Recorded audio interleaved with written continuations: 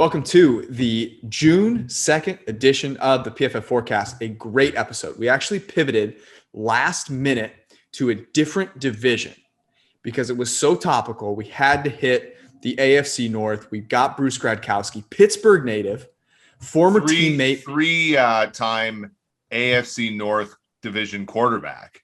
Yes, he's played for the whole freaking division. He is a friend of Big Ben, but an objective user of PFF data. He grades every single quarterback throw every single week.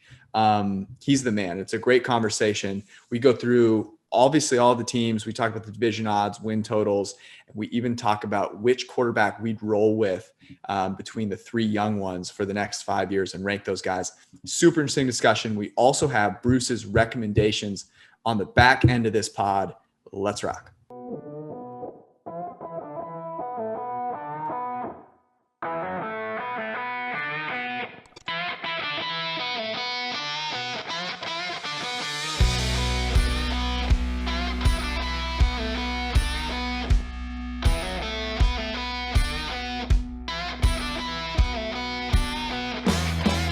All right. I'm excited for this conversation, man, especially because you just wrote the definitive piece on how it's not just us on the Steelers. Like there are a lot the market in general is not super high on the Steelers. So this will be a good conversation.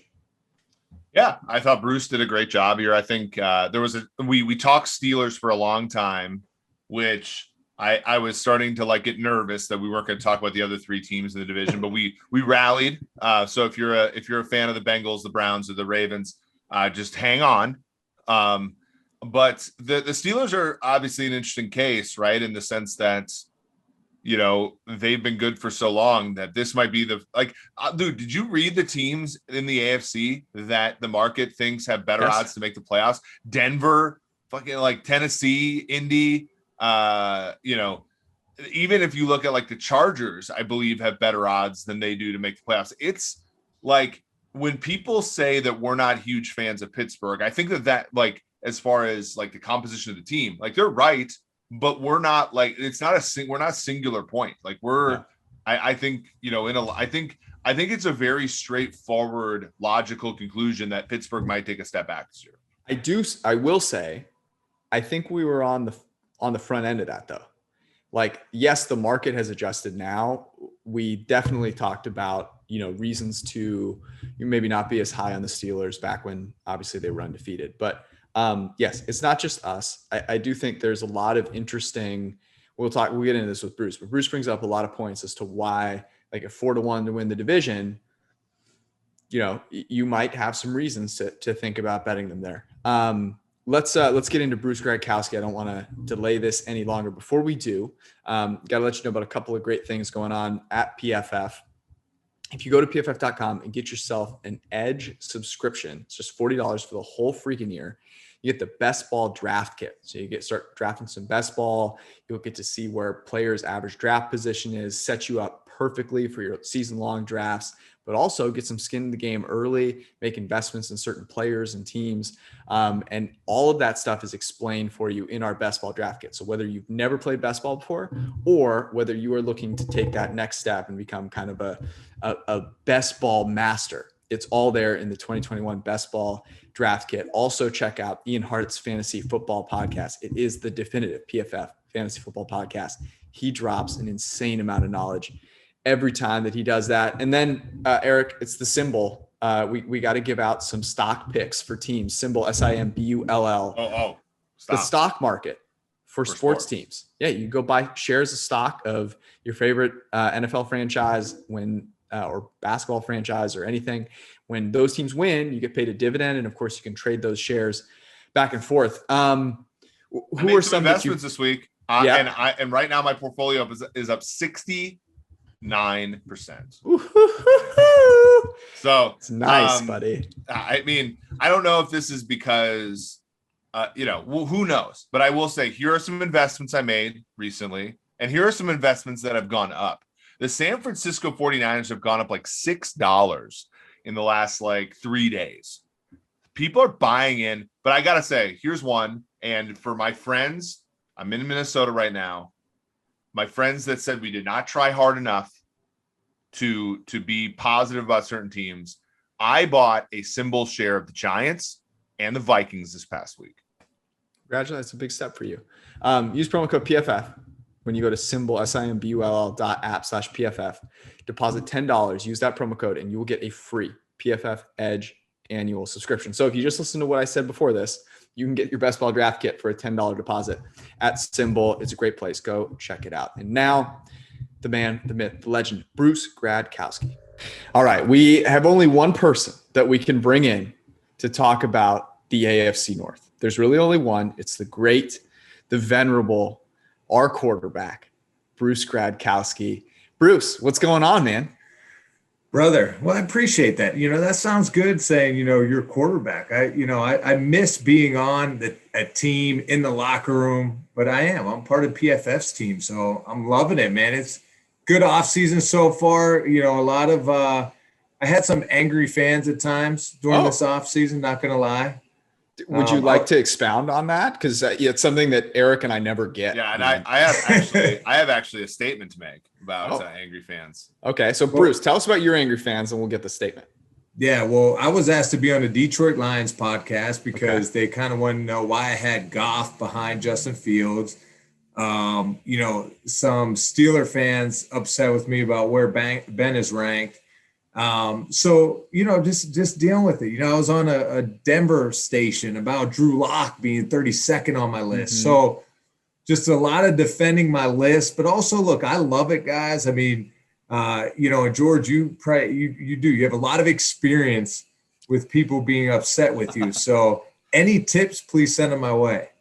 Well, our podcast last time was, it was something positive about every team. And of course, you're never going to satisfy everybody. And I realize this, George and Bruce, we're in the hope selling business at times, you know?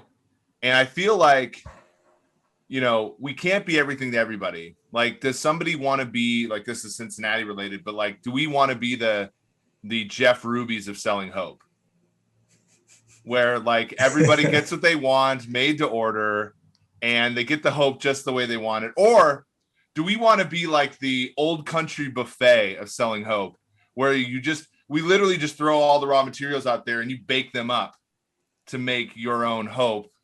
I felt like last week, George, we were we had we gave hope to people, and it was sort of like, you had the burger, right, in Vegas, where only you really knew that you could get it animal style.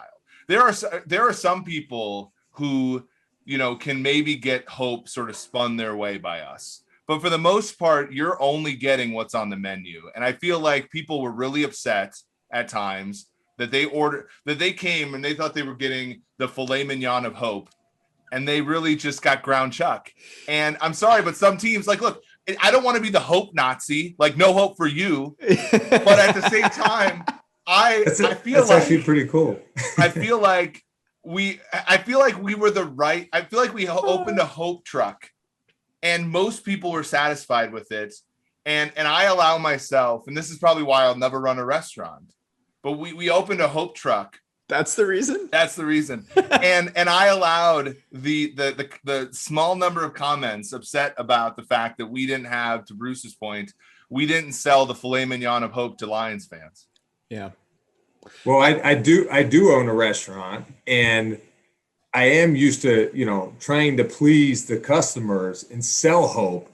But I think it's a great point, Eric. And that's why I love our data so much, because we always say, in football terms, the eye in the sky doesn't lie, right? The film does not lie.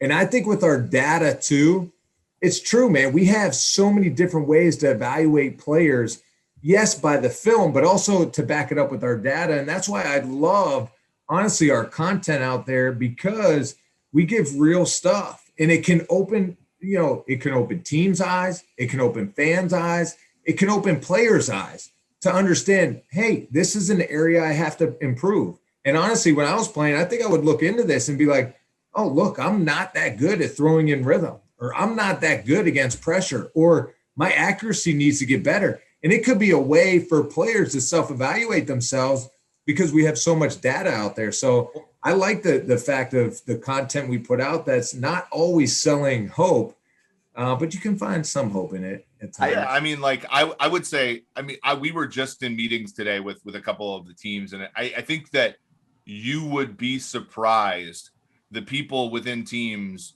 who like you'll bring up a move they've made, and they're like, yeah, that was bad, and it's like, oh, like maybe there's not this, maybe they don't actually pull the wool over their eyes all the time. Maybe they realize that there are good moves they make and there are bad moves they make. And there are some players, I can guarantee you, Bruce, you were probably like this as well, where like if you had a bad game, you would have been the first one to sort of come out and be like, look, I didn't play very well.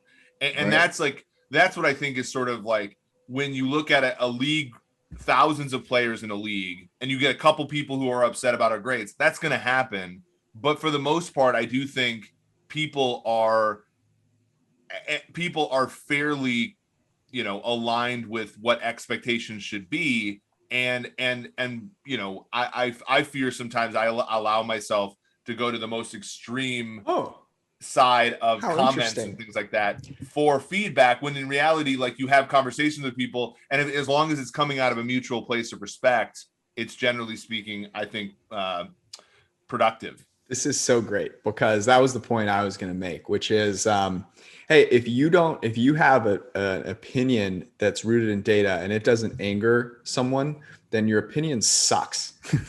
You should come up with a new topic to talk about, because there are a lot of people in the world, and not all of them are successful. And a huge reason why some people struggle is that anything that doesn't align with how they feel about the world or themselves has no place for them. And the people that are successful are the ones that are seeking out feedback, implementing it, trying to improve, trying to learn, and want real information. And that's why I think, this podcast in particular, we really try to do that. We don't hate or love any team. We love to talk about good decisions and bad decisions alike, because they're interesting.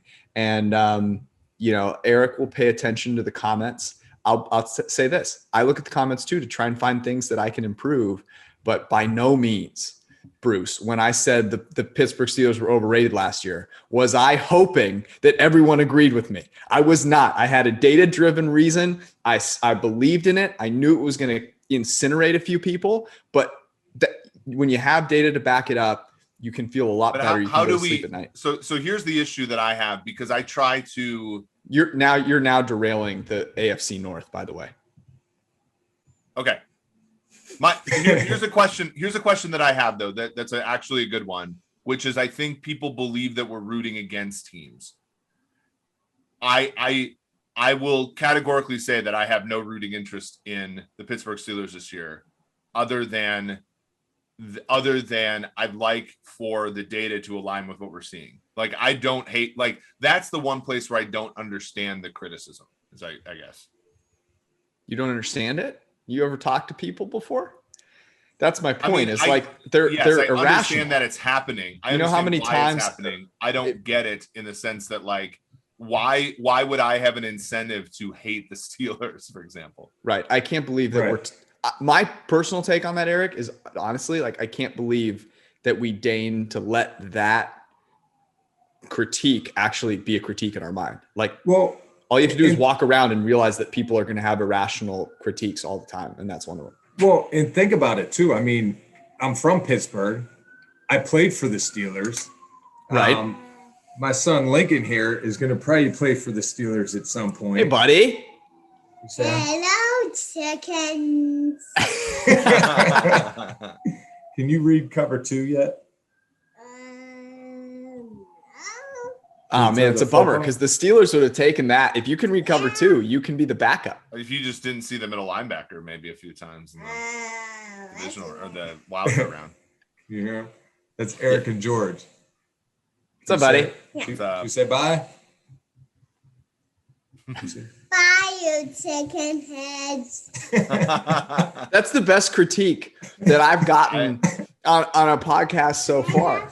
Chicken head is probably the most appropriate, for sure, for me.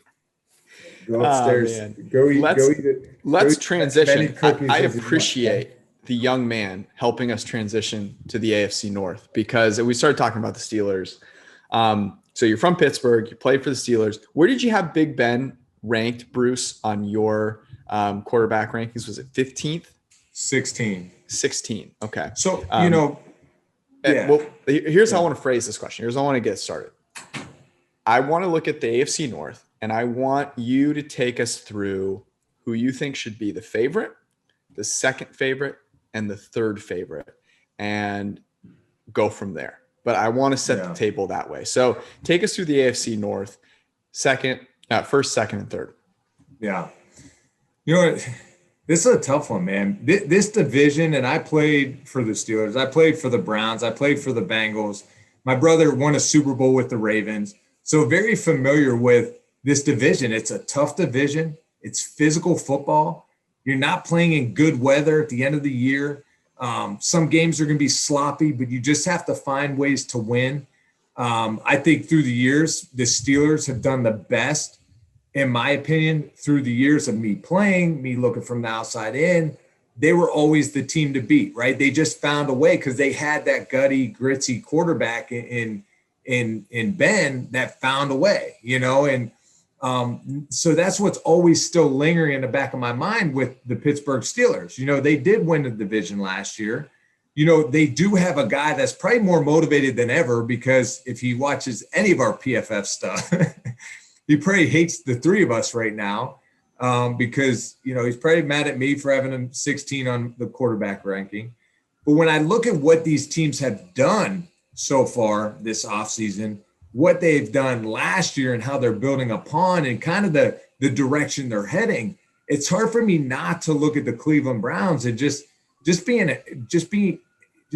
impressed of what they have done this offseason, the draft they had, Mayfield going into his second consecutive year in the same offense. So for me, it's almost like I favor the Browns, but the reason I get hesitant to say that is because I played in the division. I didn't play with Baker Mayfield when he was playing. I didn't play when Kevin Stefanski was coaching and this genre now. But it's hard because it's hard for me to see this. The Steelers lost to the Browns last year in the playoffs. And that was a turning of the guard. I mean, it was So when I look at this division, it's so tough for me to think that the Browns could lead this division. But I think, yeah.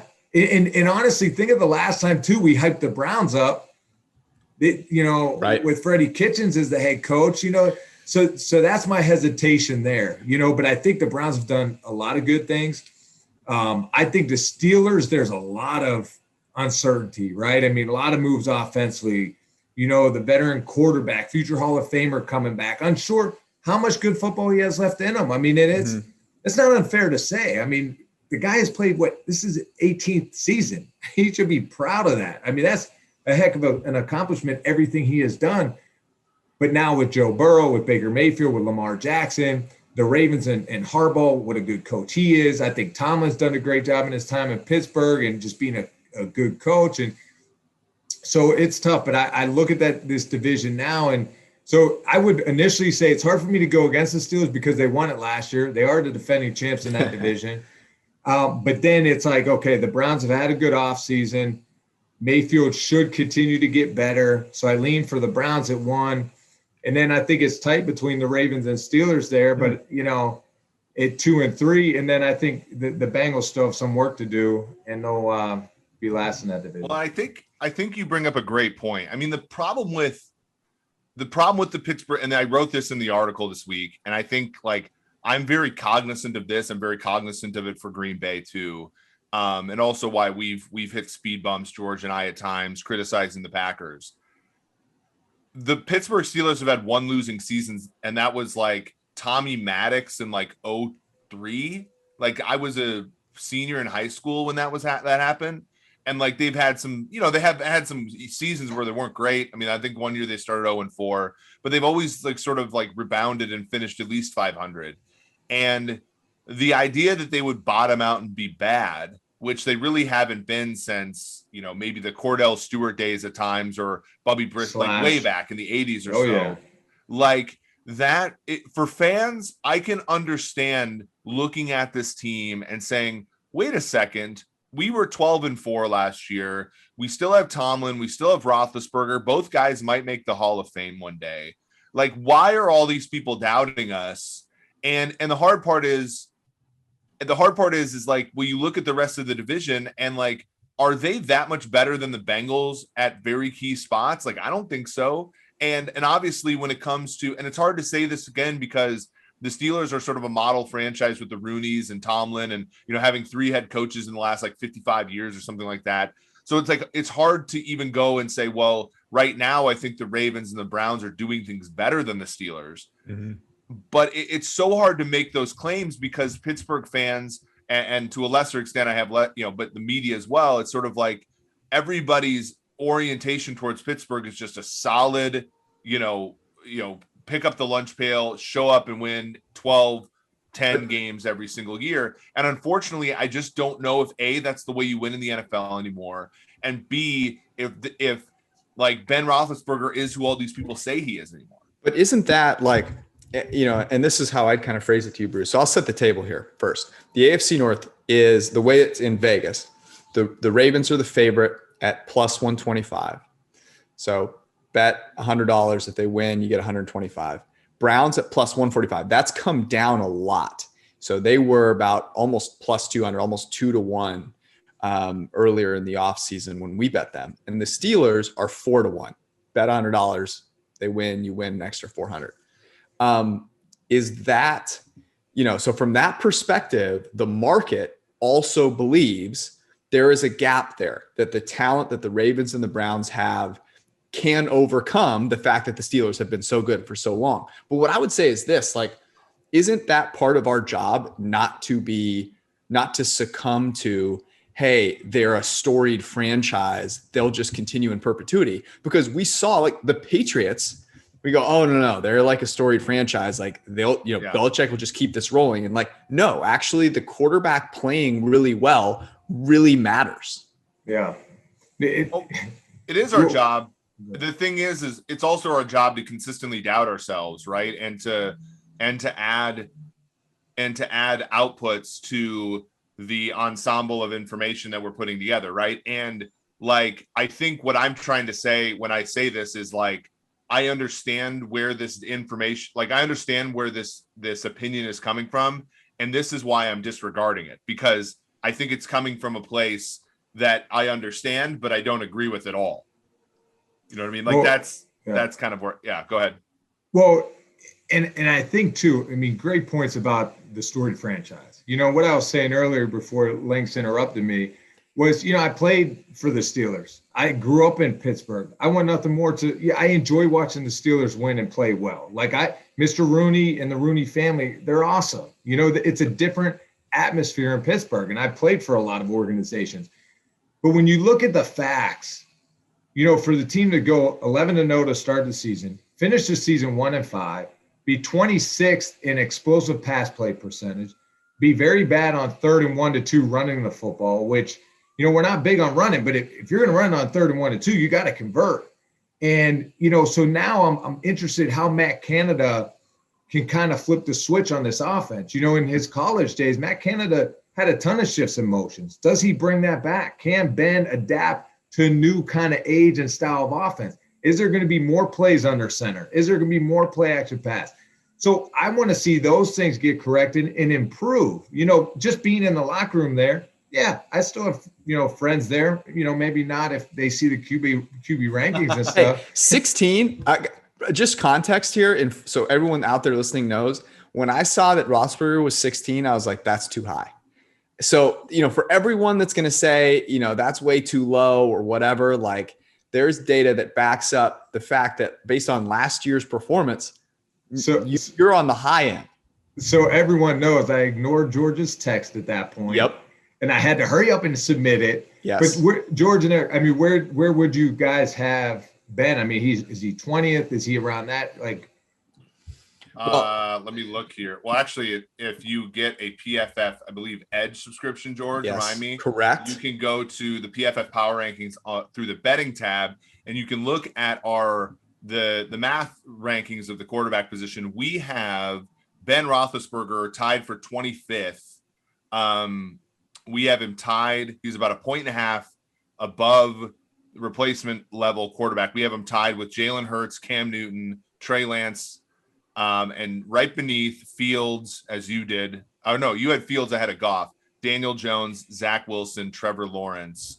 So we're lower on him for sure. I mean, 25th is kind of right where he was last season in like yards per attempt and other sort of metrics like that. Yeah, I mean that's where I would put him based on last year. And one of the questions that I had for you, Bruce, was okay, the success of the Pittsburgh Steelers.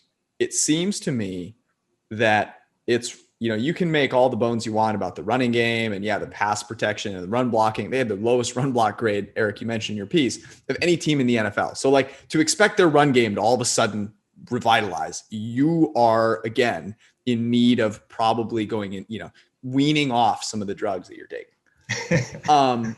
It really comes down to Ben Roethlisberger. So you look at last year and you go, okay, he's about mid-20s. Maybe you bump him up a couple spots. Maybe you put him over Cam Newton or Jalen Hurts, whatever. What is the reason to believe that he can have a resurgence? What like if you're saying, okay, he goes from 25 to 15 or even higher, like what are those reasons for you, Bruce?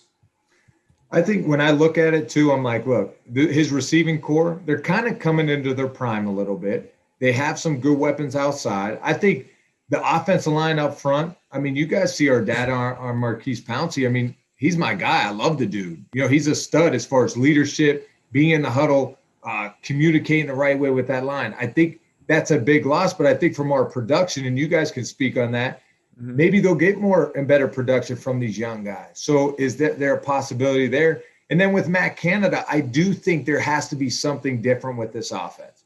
So I think, if Matt Canada is a good play caller, if he's a good schemer, I mean, he could really help Ben get into a better rhythm as far as, look, Ben did a good job getting the ball out of his hands, a lot of quick passes, 640 attempts, shotgun attempts last year, right? The most, led the league with the most. So I want to see some different things. So I kind of have some high hopes on that the offense can look different. And maybe, look, Ben doesn't have to do it all. And I think last year that was their problem at times, is thinking, well, we'll just throw all these quick passes and let Ben just control everything. But no, take the pressure off him a little bit. Construct a full offense of everyone on the field. And now Ben does have to play his part, situational football, red zone, take care of the football, and making some explosive plays. And then if the defense can kind of progress in a sense of what we have seen from them, but I also look at their schedule. I mean, they have a tough schedule, I think, in a sense where, there's some concern there. So I'd look at, those are the kind of pieces I look at to have some hope. I have to tuck my cousins off the ledge all the time at Pittsburgh. They're, they want to kill us sometimes with some of the pieces, but that's where my hope is, that if they correct some of these things, and also too, I think me being in the locker room there and understanding, yes, it's, decision-making through the draft, through free agency, acquiring and developing talent. Tomlin's one of the best as far as the culture and atmosphere. I've seen it time and time again. Guys come in and I might think, I don't know if he has it, or he's not always lined up correctly, but all of a sudden Martavius Bryant explodes on the scene, right? Because guys can play free there and they can be themselves. And that's one thing I learned in Pittsburgh, that Tomlin kind of runs a good locker room. The guys kind of enjoy being there and going to practice. I think there's a lot to be said for that, to enjoy going to work. Now with Belichick, are you going to enjoy going to work, or are you going to enjoy the winning part of it?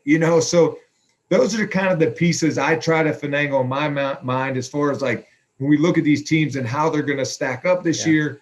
That's where I think the Steelers have hope, because they do have good leadership in Mike Tomlin.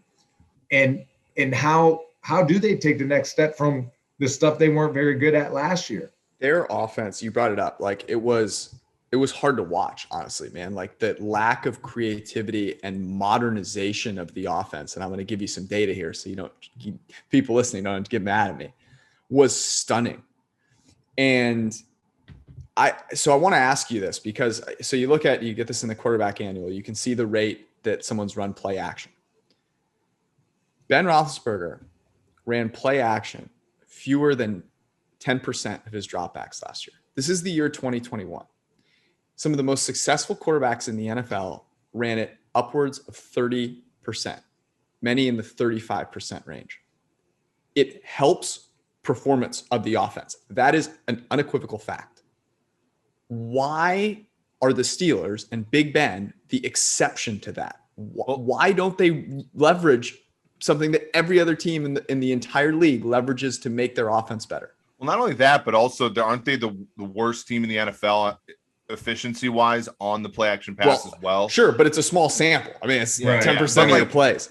But I think like one of the issues was always like, wasn't the narrative that Big Ben sort of like was the tail wagging? Yes, but I don't want to hear your opinion. I want to hear Bruce's. Okay. Well, I think we have to look around the league and you watch young quarterbacks. And for me, a lot of times young quarterbacks, they try to see and do too much, right? So where does it help them out when they implement a play action pass? You look at Drew Lock's grade. It's not very good. But now look at him play action pass 10 to 19 yards downfield. I think he had like the sixth best passing grade for us or something. I mean, he was kind of up there. That was kind of odd to see. So play action pass, it's pure progressions. It's easier and reliable check down. So you're right. It helps the quarterback. It helps the offense. Now, every quarterback's different, though. There's some quarterbacks that aren't comfortable with turning their back to the defense, having to fake the ball, and then get your eyes back up field and see how did the defense change from the time I got the snap, turn my back to fake, and now I got to read it out. That's why a lot of times play action pass, you're usually reading your receivers. I mean, you have to see the defense, feel the defense, but you're reading your guys too. 1, 2, 3, get your check down, or 1, 2, come 3 to the backside, big end. So I think, sometimes every quarterback's different. I love play action pass because I was a shorter quarterback. I could get deeper in my drop and in the pocket, which would help me my vision, and I could see better and clearer, and I felt more space from the offensive line. So I enjoyed it. Some guys just want to be in the shotgun. Some guys feel more comfortable with that. Some guys hate quick game. Other guys love quick game. So I think it's a preference thing. And so it's a Big Ben thing. So then my next question is, okay, but your reason for why he could resurge was Matt Canada comes in. How much, can Matt Canada actually do anything, or is this really just how Big Ben wants to be? And isn't that part of the problem? I mean, when we had Zach, he would tell us, I liked, having a run play after a big pass play. And it was like, yeah, but that run play sucks efficiency wise. And it's like, I can understand a player, wanting to be comfortable, but at some level, like that comfortability, when your skills erode, is going to lead to not being very good. So if Big Ben is like ignoring the most efficient hack in all of offensive football to be comfortable, then I think he's whether it's inadvertent or not, tanking the Steelers offense, right? Well, look, guys, it's getting out of your comfort zone, right? I'm getting up 5:30 in the morning to work out. I've been on a 36-hour fast right now. Yes. I love food and I hate getting up early, but sometimes you got to put your body in uncomfortable situations to grow, to change and develop. So I do think it. And I think seeing some of the comments that are coming out of Pittsburgh and even Ben, that this offense is going to be different than you've ever seen. I am hoping that he's at a point where, hey, I want to do what's going to help us win. Mm-hmm. And I'm not saying Ben hated play action pass, but sometimes we want no huddle. We want 2-minute situations. We want to just call the play. We want to be in the shotgun, spread it out. But a lot of times, too, we don't understand, hey, play action pass could help us. It could help the offense. It's very efficient. First, second down. Those linebackers, they're taking a step up anyways. So, let's just drop it over the head for an 18, 20-yard gain. And there's an explosive play, and let's keep the chains moving. So I do think this year is big on how much Ben, wants to kind of adapt. How much is he willing to? Because, look, we all get comfort. We're all, in comfortable situations to where now to go outside our box when he's been playing for 17, 18 years, it's going to be a little different. But I think if he is willing to change in a sense to help this offense, that's where Matt Canada himself, it could come together in a line to help this offense be better than what we've seen last year. It's interesting because I did hear a lot of, I would have assumed that Ben was one of those, I'll move to Canada if this happens kind of guys. Okay. Here's a question, Bruce, because let's pivot to the Browns here. Are you cool with that, Eric? Yeah. I was going to pivot to the Ravens, but let's go Browns. Well, we'll go in this order. But what I wanted to ask as we transition, so that the Steelers are 4-1 to win the division. Do you think they have a better than 1-4 chance of winning the division, Bruce? 1-5, sorry. Yeah, I do. I mean, it's just hard for me that, and I know our data and what it suggests, but I've been in there and I know that team is usually built with a team of like the right mindset. And that's where sometimes I think, they can overcome. Look, I've been in the locker room where we lost to bad football teams we shouldn't have, and we always played well against good football teams. So I think it's kind of the mindset there. And I think now with their back against the wall, all this heat they're getting in this offseason, I'm very intrigued to watch this year for the Steelers and see what they do. But I do think they have a better chance on 1-5 to win that division. All right, holding you to that. Let's go to the Browns here. So the Browns plus 145 to win the division. They have a 10.5 game win total in Vegas. The Steelers at 8.5. Let's start with Baker Mayfield. What do you believe about Baker Mayfield, having him, now watched him with Freddie Kitchens and then seeing the light with Kevin Stefanski? Well, what I was impressed of last year is, week 7 through the playoffs, he was our second highest passer, graded passer. And so you saw this offense get into a rhythm. I thought what was impressive too is, you would think of Baker Mayfield as, oh man, he's good because Stefanski sets him up in the play action pass game and this and that. But look, he also ranked in the top 5 from a clean pocket, standard drop back, and early downs for the entire season. So I think with Mayfield, he actually played, I don't want to say actually played better than we thought. I mean, he played pretty well, and especially down the stretch. And I think, with the good team around him, that's what's kind of going to be cool to see, because I think, someone asked me today, I was on a Cleveland station, about Mayfield, can he ever sneak up into the top 5? And I said, it's going to be so interesting to where Lamar Jackson, Josh Allen, Dak Prescott, Baker Mayfield, these young quarterbacks, who's the next guy that wins that championship, that wins the Super Bowl? We saw Mahomes do it. We saw Russell Wilson do it in an early age. And that's why now Russell Wilson's play always backed it up. He always played consistently good. But once you get to that game, now you're always talked about on that level. So I'm very intrigued. Even if it's the Browns have a good football team and that's why they're winning game, it could be like Drew Brees. I mean, if Baker Mayfield continues to build that confidence and that trust between himself and the coaches and his teammates, that, we love the aggressiveness, we love the confidence, but can we trust you week to week, game to game, season to season? Do you bring that consistency? And I think that's what the big intriguing thing with Baker Mayfield is. He's a big chip on the shoulder guy, right? So when he's favored going into the season, what happened? It wasn't the greatest. Now all of a sudden last year, it's the Browns, another change. Mm-hmm. How well did he play? Did they play? And now they're going to come in second consecutive year in this offense. That's what I'm interested to see. So I think Mayfield, especially with this offseason again, and Stefanski, I like Stefanski as a play caller. I think he could do some good things, and I think he's just getting started. Yeah, I really do think that that's the next great question at the quarterback position is going to be answered in this division with Mayfield, mm-hmm. because Bruce, tell me if this is true or not. Like, Mayfield still has to improve to be worth $40 million a year. Yes, he does. But isn't that weird? Right? Because he played really well last year, right? Like, go ahead. Well, I was just going to say, but the thing is that's crazy, though, is when you get to this position when you're the Browns, you haven't had a guy in a while.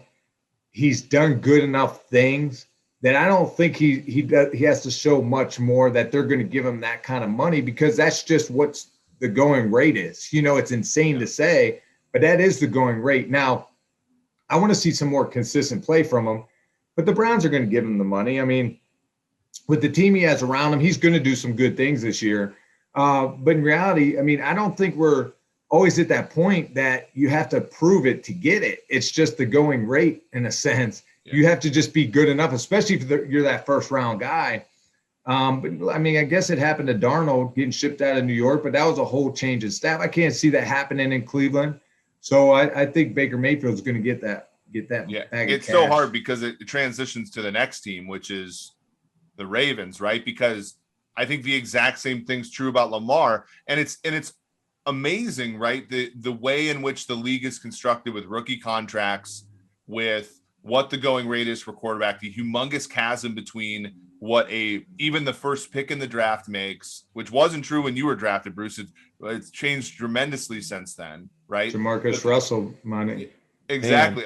Sam Bradford, and the difference between what Mayfield makes and what like Dak Prescott makes, you're talking about $30 million some seasons.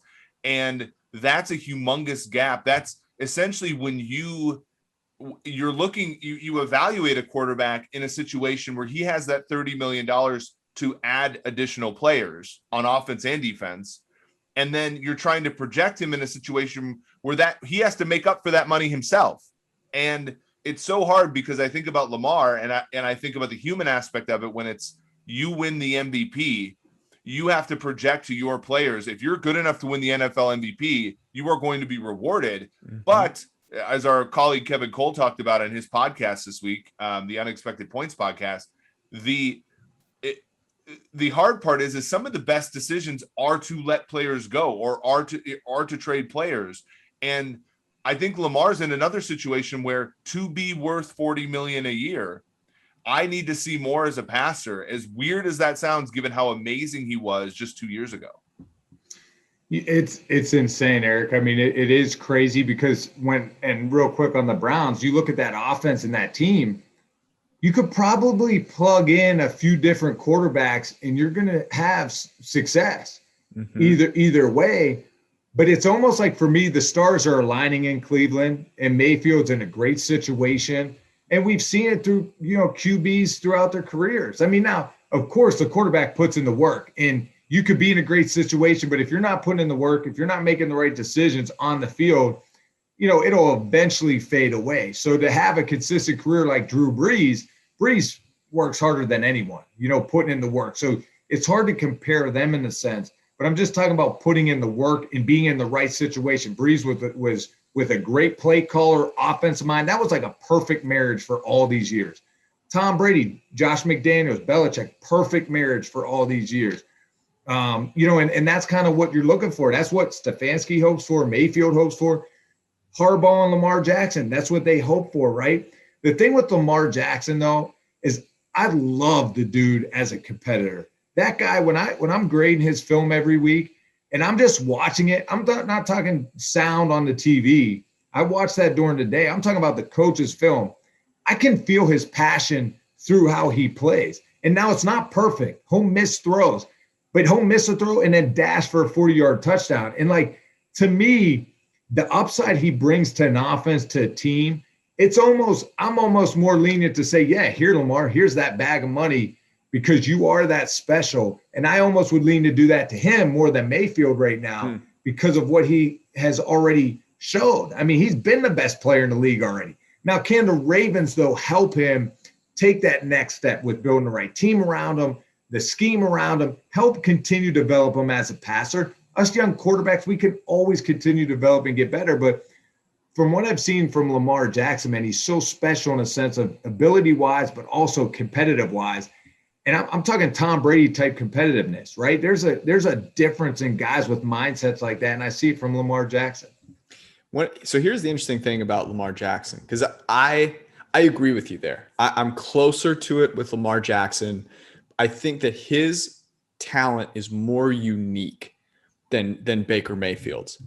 But I want to ask you this question about the passing game, because you look at it last year and just on, EPA, expected points added per drop back, Baker Mayfield and the Browns were better than Lamar Jackson and the Ravens. So take the run game out of it. Both run games, by the way, phenomenal. Let's not just, both run games are great. And you look at the weapons and you go, okay, Odell Beckham Jr. was hurt. It was Jarvis Landry, a bunch of receivers you've never heard of, and a bunch of tight ends you've never heard of. And the Ravens have Mark Andrews, Hollywood Brown, Willie Snead, and a bunch of other guys you never really heard of. Not the greatest supporting cast on planet Earth. So what has to happen for Lamar? Like, what's that progression there? Where can he improve? Or is it on the offensive scheme? Like, does the scheme need to get better? And Lamar's already capable of being, a better passer. What do you think that lies? I always think it's both. I mean, you have to continue to adapt in the NFL. Like, if you're kind of thinking the same thing is going to work year in and year out, you're going to be left behind. Look what Sean McVay has done in LA with the Rams. I mean, he's had some success with Goff. That offense has been successful at times and top offense in the league at times, most play action passes and things of that sort. But McVay is like, no, this isn't good enough, right? We're not here to just make the playoffs. We're here to win Super Bowls. And that's where he goes with Stafford, and that's what they're trying to do. So with Lamar Jackson and the Ravens, I think it's a mix. Lamar Jackson, the type of competitor that he is, I know he's probably not at home thinking, man, if we could just get to the playoffs again, that would be sweet. No, it's how do I take that next step to be better for myself, for the team, and then also the coaches. How can they help me? And how can the coaches are thinking, how can we scheme up better, to interact our run game with the pass? Defenses are going to play us different because of the dynamics we have in the running game. And I was watching the running game this offseason with Ben Stockwell, and their run game is phenomenal. And to add that layer of ability with Lamar Jackson back there, even if you load the box and you have the offense outnumbered, it's still hard to stop some of those runs. So I think it is getting those concepts that we talk about all the time. Yes, play action pass, but also I say it all the time. It's young quarterbacks sometimes try to see too much. How can you try to get him to see less, play more decisive and fast and confident in the pass game, and then he'll be more accurate. A lot of inaccuracies come from you're indecisive. You're like, oh, shoot, this is wrong coverage. I should have been working the right side. Oh, and then now you're confused. You still throw the flat and you miss it because you're in your mind, you're thinking, I'm making the wrong read right now. So there's a lot that goes into it, I think. But I think Greg Roman, it's going to be interesting because look how well the offense did when he was with Kaepernick. Mm-hmm. And then there was year 3, 4, it really petered out. Right. So that's, now how does Greg Roman as a coach take that next step to learn from in the past when he had a dynamic guy and a special talent in Kaepernick, but now with Lamar Jackson, how can he take this offense to the next level? Eric, I'm curious your thoughts here too, because this is my big reason for the wanting to bet the Browns, especially when they were a better, more of an underdog, is I don't know that I have that much faith in it. I look back at that offense last year and you look at Lamar Jackson and you go, okay, he wasn't pinpoint accurate, but he was also 7th best in the league at avoiding uncatchable passes. He had the 3rd most catchable inaccurate throws, but he adds so much dynamism from a running perspective.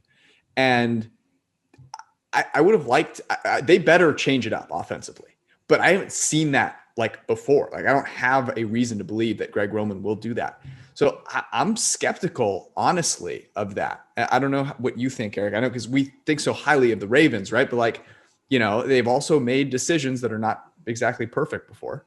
Yeah, I mean, on one hand, you do show with them and also Kansas City that when you go running back, linebacker in rounds 1 and 2, with the assumption that your team is going to be anti-fragile with respect to moves, that almost always blows up in your face. It did so for the Ravens in the middle of the season, and it did so for Kansas City in the biggest game of the season. So they're not impervious to making, choices that we wouldn't make. That being said, I do like what they've done this offseason. I like, Rashad Bateman should make that offense better. Tylan Wallace should make that offense better. Sammy Watkins should make that offense better 6 out of the 18 weeks. And so I'm a fan.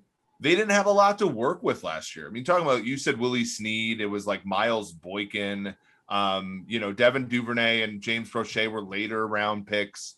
that they asked to, to make plays in a pinch, and they were injured a lot too. Like they lost Ronnie Stanley in the middle of the season, and that hurt them. They lost Marshall Yanda to retirement. And they played, Orlando Brown was playing out of position, all that kind of stuff. Like there was, again, it was why you don't draft non-premium positions high, because you ultimately get injuries and ineffective play that you don't get in your perfect seasons like 2019. But it comes back, right? This season, they're going to have a little bit less bad luck, you'd think, right? And if they do, I think Lamar Jackson is going to have more to work with, which should make him a better passer. The defensive side of the ball, anything can happen, right? They did lose both edge players. Patrick Queen was so far not a great draft pick, but he could obviously emerge. That defense might not be a top 10 unit, but on offense, I do think they get markedly better because of the receivers they put. What is that thing then, Bruce? Okay, let's say we look at their passing at the end of the season and it's improved. What are the things that they've added to it this year that you go, yeah, that's why? Great move by them. Yeah, I mean, I think we talk about tying in the passing game with the running game, but it's also, giving Lamar Jackson like easier throws on the outside. I mean, for a quarterback too, like people think those 18 to 20-yard throws are harder. A lot of times they're easier for a quarterback because there's more space and room to work with downfield. So when we talk about explosive plays or play action pass, I enjoyed that more. With John Gruden as a rookie in Tampa Bay, a lot of quick game, right? I mean, I was a rookie starting 11 games. So Gruden's trying to help me. We're shifting, we're motion, we're throwing quick passes. But then when I got to Oakland in 2009, I realized, wow, I like this play action pass. I like having to throw the ball 18, 20 yards downfield, because I realized you don't need the strongest arm, but you need the right timing and rhythm to it and to throw the right football in those spaces. So to me, at that time in Oakland, I realized that, wow, throwing the football downfield is actually easier at times because I have more space to work with. So with Lamar Jackson, give him some of that space. Give him, you have such a good running game. Get your guys downfield a little bit. Let them throw the ball downfield in the intermediate range. I think you could see a lot of hay by those. You don't have to be perfect accuracy-wise, because a lot of times those throws aren't always tight window type throws.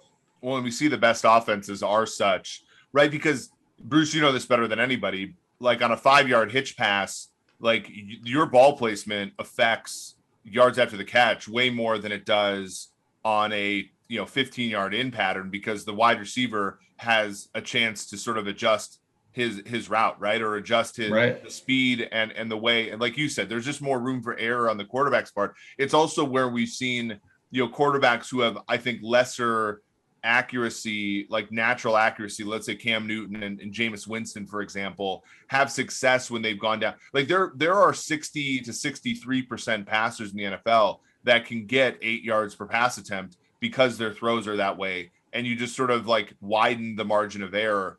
You introduce some noise, but like you're going to introduce noise if you ask him to do something he's not good at either, which is sort of the shorter passes.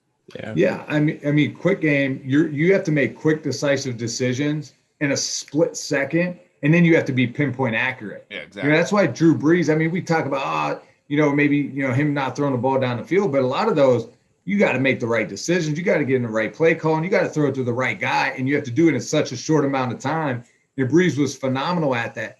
Not everyone could do that, so sometimes those play action passes, you actually have more time to like get your mindset right and think about your progression and process what's going on than quick games. So a lot of times that can help a quarterback, especially saved Ryan Tannehill's career. Let's be really honest. Be honest about it. Like, and it also has risen the heights of guys like Kirk Cousins and Jared Goff. And like, there are guys who are not perfect players for whom that system ends up, the system of using play action as liberally as possible have really, unearthed, I think real efficiency there. I was going to say the one thing that I would come back on is, and I agree with you, like the Rashad Bateman pick, and like if he can emerge, right, and you have a dynamic playmaker where you feel a lot more comfortable about your first read, because you look at some of the data, and one thing that stuck out to me was he threw his first read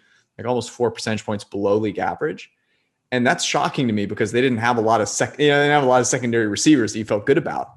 And that first look needs to be winnable more often. And like, that's where Rashad Bateman can add that. So Eric, you were about to say something. And I think that's where coaching helps too. Mm-hmm. Bruce, the last time the Bengals had a young quarterback who was emerging on a rookie deal, bringing this team to the promised land, you were the backup quarterback. And now that they have Joe Burrow, another young quarterback, like I actually, when I look at this team, obviously there are fragilities here. The offensive line is a little thin. The defense, they did acquire some players, but it'll be a while before I think they're any good. You look at this, like Bruce, when you were a quarterback and you were playing with like Michael Clayton, Joey Galloway, Alex Smith, those guys, like when you had weapons, was there less pressure on the offensive line? Because I feel like that has to be the narrative that's true with Cincinnati to really see them emerging above and beyond what they've been for the past few years. Well, I'll tell you what, and I saw it firsthand in Cincy, the best weapon for a quarterback is a good defense. You think about it, in Cincy, Mike Zimmer was the defense coordinator, Carlos Dunlap in his prime, Geno Atkins, Adam Pac-Man Jones there. I mean, we had some good, solid players defensively. And Andy, yeah, he had good pieces. AJ Green, Marvin Jones, Mohamed Sanu, all these guys coming in, just starting their career hungry, getting rolling. Andrew Whitworth, left tackle, great leader offensively. So since he had the right pieces, leadership-wise, coaching-wise at the time, and, leadership is offense, defense, special teams. So it kind of came together that way. So Andy, though, was a very smart quarterback.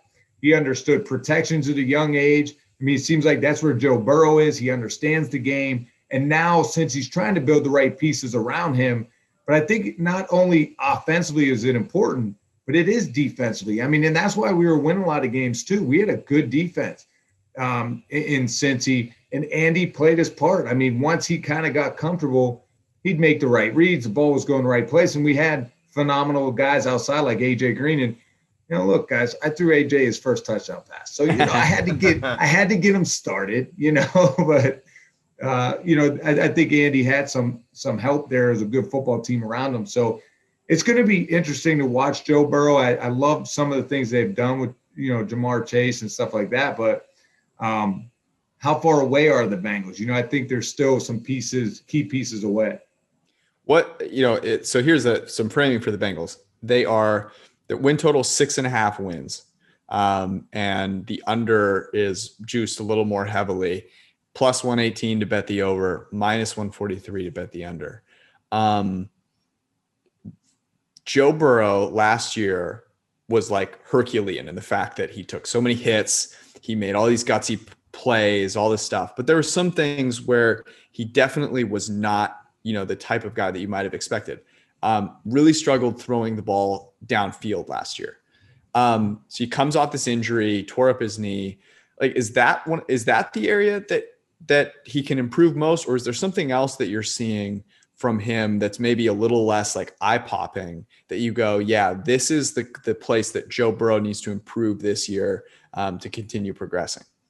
The thing about Burrow is he got so many reps last year, like good, solid reps of executing their offense. And it wasn't like Zach Taylor pulled the strings back on the playbook. I mean, he's in empty sets. He's orchestrating a good amount of the playbook last year. So now his comfort level, another year in the system, I think is going to help tremendously, because I think last year it was just he was kind of a little hesitant or slow to maybe get through progressions and get 1, 2, 3 to his second read. And he did a really good job kind of handling situations in the offense. But that's where I think the accuracy will improve. The throws downfield will improve with the weapons they now have with Jamar Chase. And also just with him being more comfortable in the offense. Like I talked about earlier, accuracy and stuff, it's not always just because the guy can't throw it accurate. It's because there's a lot on his mind, or he gets to his decision too late and he processes it, takes it too long. So now he's inaccurate because he feels he's late and he kind of rushes the throw. So I think with Burrow, he's going to get more comfortable. It took me 4 or 5 years where I was really comfortable with that 18, 20-yard range.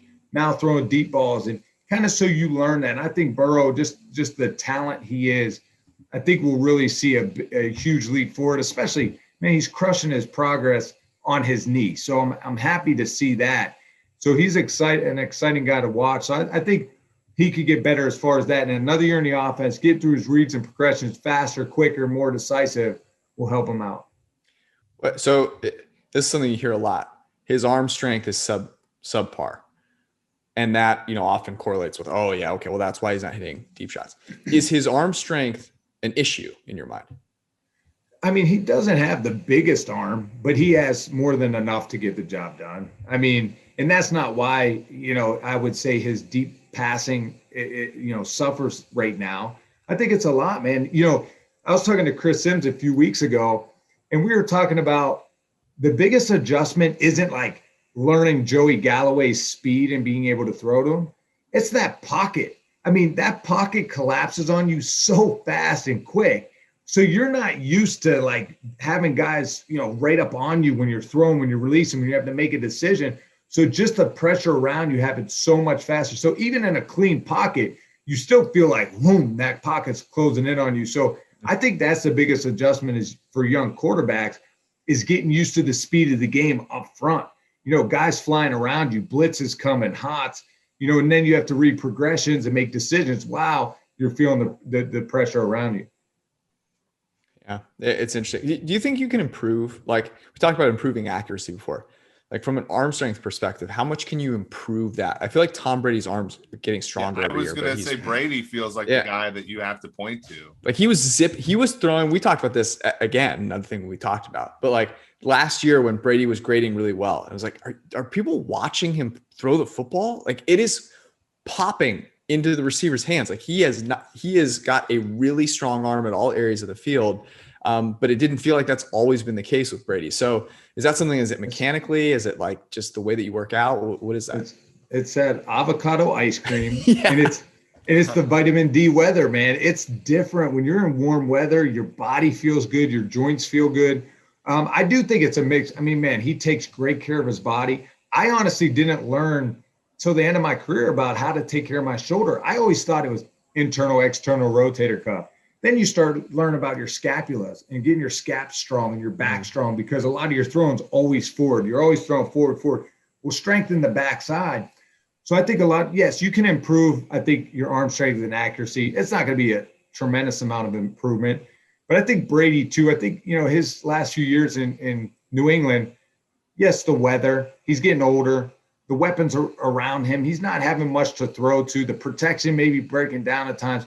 And that plays into the factor, not so much the arm strength itself, because we're seeing it now. And Brady looked really good under center, his footwork, his timing, his explosiveness, running play action pass from under center. So not just his arm, but his legs. So he did look refreshed this year. And I think it is a lot about how he takes care of his body. And that's why I do different things for my body, George, because I want to put it through like a shock to see what helps. When I had surgery on my right shoulder, I gave up all sugars and carbs for a good solid month and a half. I'm talking about I wouldn't even eat fruit because I didn't want any sugar in my body. Yeah, to see because my shoulder hurt so bad throwing that I was really willing to do anything to feel better. And unfortunately, it didn't help. I mean, my body as a whole felt better. I felt more flexible and limber, but just the shoulder never quite got there. So I do think it's a major part of how these guys take care of their bodies off the field. Yeah, the Cincinnati weather. I don't know, Eric. Is this an endorsement for Toledo? Yeah, Toledo. Yeah. It's always sunny in your Instagram pictures. I will say that. I only post when it's sunny. Yeah, right. Same. 6.5. Our simulations have them going over 6.5. About 2/3 of the time, Eric. I think I'm starting to get on that bandwagon. The Jamar Chase pick, to me was just fantastic and what it'll do for them. I don't think their offensive line is nearly as bad as people are going to make it out to be. When I make my hope salad here, the only thing that I have to refrain from is I'm to bet that over, you have to suspend disbelief about the current regime for the Bengals, right? and because I just haven't seen it yet. Is it the same as the Patricia thing? I don't know.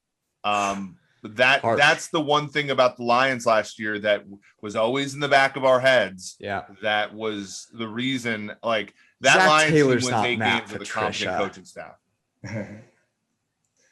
You know, it's tough. I mean, I'm looking at their schedule now. It's tough, man. That's 6.5. I'm not taking it. Okay. Then you remember there's 17 games now, so that's different. Yeah, too. I guess. I mean, real quick here, because I have one last question about the quarterbacks in this division. But Zach Taylor is like, oh, he comes from McVay's system. He's got to, have this figured out.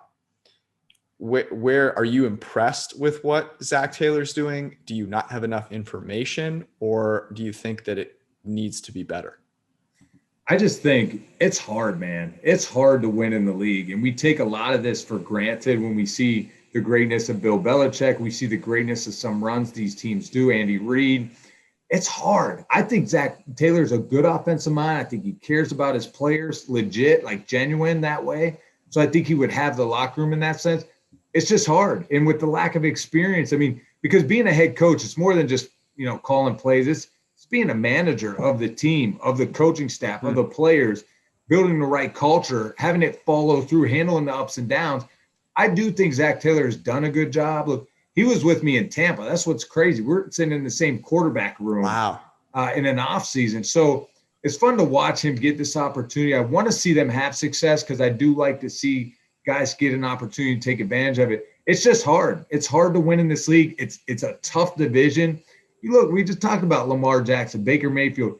Even though we're giving, you guys are giving Big Ben a hard time, it's still Big Ben, and he's had Cincy's number for years.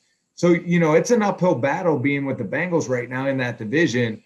And, he took over in a tough spot. But I think he's doing a good job. But like I said, it's more than just the play calling. I think he's a good offensive mind. It's just tough. Let's get out of here. Last football question here. Next 5 years, you got to pick these quarterbacks in order. Who would you want?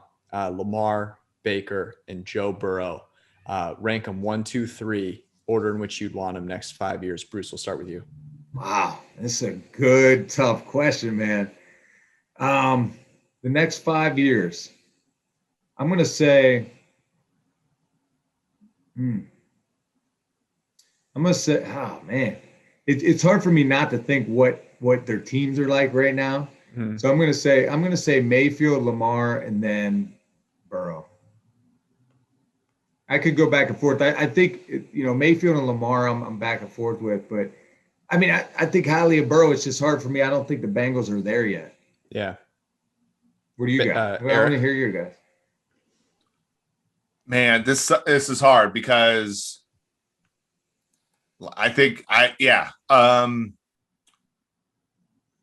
I would probably go Lamar, Burrow, Mayfield, but that's only because I saw how they played last season. I'm switching the order around. It's just oscillatory. They're so close.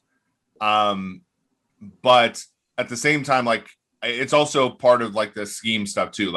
I have a hard time seeing Lamar failing with the Ravens. Interesting. Yeah. This one was super tough. I ultimately would go Lamar first because I think he's got something that no one else has. And if it can figure out the offense, I think it could be special. I'm going to go, this is tough, man. I am going to go, God, it's razor thin. I'm going to go Burrow and then Baker. And I think the reason I actually had that flipped, and Eric, you said something around, what does a really average quarterback look like in Stefanski's system? And then I heard Bruce say, oh, but actually Baker did a lot more than maybe we're giving him credit for. The tiebreaker for me is I think both of them have, tools to do great things. Joe Burrow's mindset to me is, I think, potentially very special.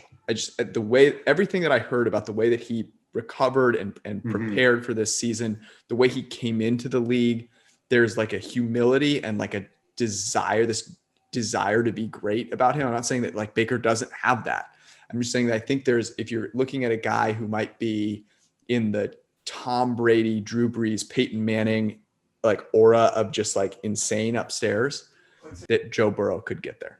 See, and this is a great conversation because I just told you guys I would hand Lamar Jackson the bag of cash before Mayfield right now. So that's what it came down. To me, it is like Lamar and Mayfield 1 and 2. Like I probably would have Lamar because look, I can't sit here and say I'd hand him the bag of cash, and it's just hard for me to see the Browns. I feel like the Browns team's really good. So for the next 5 years, I think they're built really strong. I mean, they have some depth now on the roster. Yeah, but if you had to start your own team from scratch. Oh, Lamar Jackson, 100%. Like hands down. I mean, because he's going to save my ass a lot of times when I call some terrible plays. Yeah, I think that's the thing to think about too. It's like if you assume, let's get in a new, offensive coordinator, or Greg Roman, like really revitalizes his strategy. The potential, I feel like based on last year, we feel is lower. But if you look just a couple of years ago, it was so high. I think you just got to say Big Ben. I didn't give him that option. Let's get you out of here on this, Bruce. That. We do a segment at the end of our Sunday shows where Eric and I give a recommendation to our listeners about, it could be a book, it could be something we ate, something that we feel like endorsing because it improved our lives. I'm very excited to ask you this question because, as you alluded to earlier, you love to try like ways to improve your life, and you find some really good ones. So give us a recommendation. This is a good one. I think spark your body somehow, your mind, your body, do something different that's uncomfortable. A book to read, Atomic Habits. I think James Clear. I thought that was interesting. Good. It makes so much sense, especially for like my kids, like doing homework. It's like, let's stack some habits together, right? We eat dinner every night. Right after dinner, boom, do the homework. Or right before dinner, do homework, dinner, you're free. So to me, it was kind of stacking habits. It kind of helps your mindset a little bit. And then overall, man, I just think it is like, that's why I started waking up at 5:30, go to these workouts. I don't want to, you know what I mean? I want to roll up at 8 with the kids and enjoy the morning. But, I was kind of like, no, man, let's start the day different and better. And I felt different. I felt better. You feel like you accomplished something through the day, just starting your day that way. So I think that, and, I was telling you, I ate this morning a huge breakfast because I was on a 36-hour fast. And I wanted to go, my wife's still on it. And I'm like, wow. You told me you were going to eat breakfast too this morning. So she did it just to beat me. So I'm kind of mad about that. And then I think, the book Atomic Habits is good. 36-hour fast. So how do you feel right now? You feel great? Revitalized? Yeah, actually I crushed a huge omelet this morning with bacon, chicken sausage, avocado, quinoa. And I felt worse afterwards. I was like, I should have just stayed on the fast, see how far I could go. The thing that intrigued me though, is when they say your body, has a kickstart of HGH, 12 hours in, it keeps getting better at 18 hours, stem cells shoot up 24 hours. So I was just intrigued on that stuff and just to see how it would feel. So I'm always up for some crazy new things to try to do. Eric, you doing 36 anytime soon? I'm like a relatively frequent faster, just not today. That's great. The hard part is like, and Bruce could probably back this up. Like, it's always just so much harder. Like after there are other people, like when I was by myself, it was so much easier to do a lot of these things. But now it's like, I can't imagine, like a commercial comes on, the kids are watching TV and it's like, you haven't eaten in like 36 hours and there's like something flashing over or something that the kids eat. And you're just like, that to me always like derails me more than anything. If I get like a week away, I generally will do something like what Bruce described. So, well, you're right. Cause the kids don't finish their fries or chicken nuggets. Dad's crushing those. The thing that I did, I ate. He's not wrong. You're not wrong, Bruce. So, and my favorite is when they don't finish their pizza. It's like, oh yeah, because it's just, we don't want to waste this. Right. But it's noble. Like Monday night at 8 was the last time I ate. So you go through the night of sleep, Now, Monday or Tuesday was like, how do I get through this day? You just try to stay busy. So then Tuesday night, like around dinner time, I was at a football practice helping a high school. And so I stayed busy. I didn't get home till like 7:30. And I was like, okay. So I'm like, now just get to bed. If I could get to bed, now there's another 8 hours that you just kind of fasted sleeping. And when I woke up this morning, I felt pretty good. And I got my workout in and I was kind of like, man, do I have more energy and endurance? But it was still too hard for me to not eat breakfast because I was so looking forward to it. But that's kind of what I would say is go to bed, where you get those hours. So if you could get through that first full day, you could do it. I generally fast for like probably 16 to 18 hours out of the day. But wow. The tough thing for me in doing something that long would be like, I love working out every day. And that would be tough, man, going into that last like 12-hour stretch, dude. That would be rough. But you inspired me. I'm trying to take these recommendations to heart. So I'm going to try and find a time where I can do it. I'm excited about that. Bruce Gradkowski. Yeah, right. In Cabos, perfect. Thank you for joining us, man. This was fantastic. Always appreciate it, brother. Hey, you guys are the best, man. Thanks for having me on. Special thanks to our man, Bruce, for hanging out with us. I'm not going to lie. I don't know when I'm going to fit in this 36-hour fast. I'm going to do my best, though. You have Scout's honor. I'm going to do my best, Eric. I'll do it with you. How's that? Okay. We'll find a time. Maybe sometime like in July when we really need it. Once all the products are built. Yes, exactly. Thank you guys for hanging out. We'll be back on Sunday. Peace.